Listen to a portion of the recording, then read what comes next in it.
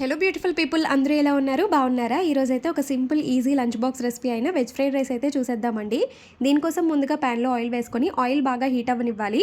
Oil బాగా heat ఎక్కింది అనుకునేటప్పుడు carrot వేసుకొని క్యారెట్ కొంచెం 1.5 మినిట్ అలా ఫ్రై చేసుకున్న తర్వాత చక్కగా కట్ చేసి పెట్టుకున్న cabbage, capsicum, beans, onions, sweet corn, curry leaves ఇలా మీ దగ్గర ఏ వెజిటబుల్స్ ఉంటే అవి వేసేసుకొని హై ఫ్లేమ్లో ఫ్రై చేసుకోవాలి. మధ్యలోనే సాల్ట్ కూడా యాడ్ చేసుకోండి.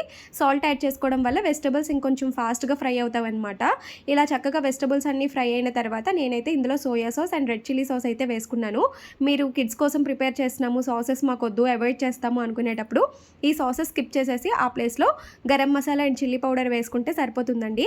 మనకి రెసిపీ అవ్వడానికి హార్డ్లీ ఒక 10 to 15 మినిట్స్ అయితే పడుతుంది. రైస్ కుక్ అయిపోతే సరిపోతుందనమాట.